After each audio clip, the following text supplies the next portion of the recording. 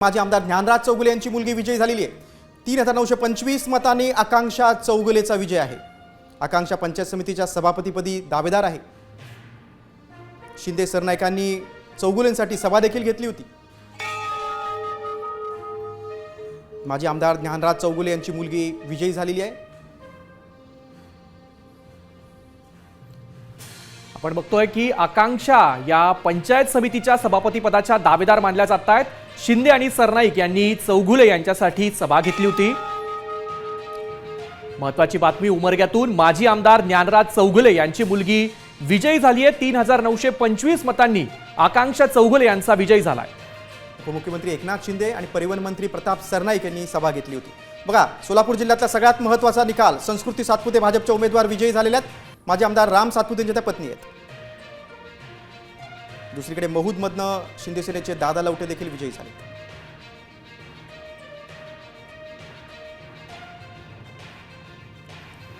रायगड जिल्ह्यातून महाड मतदारसंघातून विकास गोगावलेने विजय मिळवलेला आहे। तिकडे पुण्यातल्या शिरूरमधून अजित पवार राष्ट्रवादी काँग्रेसच्या उमेदवार सुजाता पवार, ज्या माजी आमदार अशोक पवारांच्या पत्नी आहेत, त्यांनी देखील विजय मिळवला।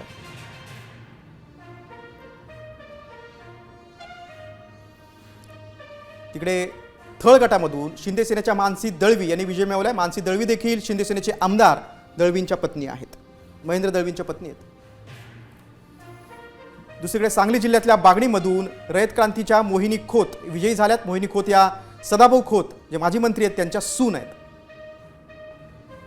तर तिकडे धाराशिवमधनं जवळा गटातून भाजपचे धनंजय सावंत, जे तानाजी सावंत यांचे पुतणे आहेत, त्यांनी बंडखोरी केली होती आणि आता विजय मिळवला। तर पुण्यातल्या आंबेगावमधून अजित पवारांच्या राष्ट्रवादीचे विवेक वळसे पाटील यांनी विजय मिळवला। विवेक पाटील हे माजी मंत्री दिलीप वळसे पाटलांचे पुतणे आहेत। तर तिकडे जवळामधनं अजित पवारांच्या राष्ट्रवादीचे अतुल पवार यांनी देखील विजय मिळवला।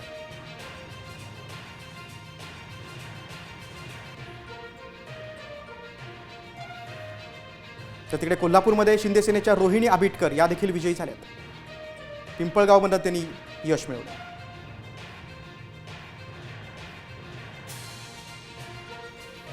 लातूरमधून ताजबंद गटातून राष्ट्रवादी काँग्रेस अजित पवार गटाचे सूरज पाटील विजयी झालेत। आपण बघतोय पुण्यामध्ये एकूण 73 जागांसाठी ही निवडणूक झाली होती, ज्यामध्ये राष्ट्रवादी काँग्रेसच्या अजित पवार गटानं सर्वाधिक 36 जागा मिळवल्या। त्यापाठोपाठ भारतीय जनता पक्षाने 17 जागांवर विजय मिळवलाय। त्यानंतर शिंदे सेना 12 जागांवर विजयी झाली आहे, तर ठाकरे सेनेला अवघ्या 2 जागा मिळाल्यात। राष्ट्रवादीच्या शरद पवार गटानं 5 जागांवर विजय मिळवलाय आणि काँग्रेसला अवघ्या 1 जागेवर समाधान मानावं लागतंय।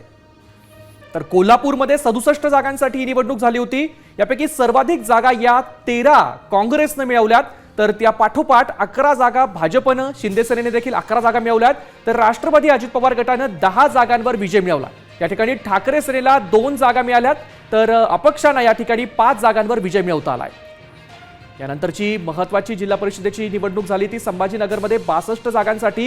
यामध्ये सर्वाधिक जागा भाजपनं मिळवल्यात, 21 जागांवर भारतीय जनता पक्षानं विजय मिळवलाय, तर शिंदे सेनेला 18 जागा मिळवता आल्यात। राष्ट्रवादी अजित पवार आणि राष्ट्रवादी शरद पवार गटानं प्रत्येकी 1 जागा मिळवली आहे, तर काँग्रेसला 2 जागा मिळाल्यात।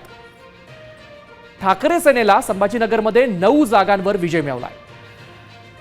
तर रायगडमध्ये भारतीय जनता पक्षाने, राष्ट्रवादी अजित पवार पक्षाने 10 जागांवर विजय मिळवलाय। शिंदे सेनेनं 13 जागांवर विजय मिळवलाय। 3 जागांवर ठाकरे सेनेला यश मिळवता आलंय। एकूण 59 पैकी 37 जागांचे निकाल हाती आलेत।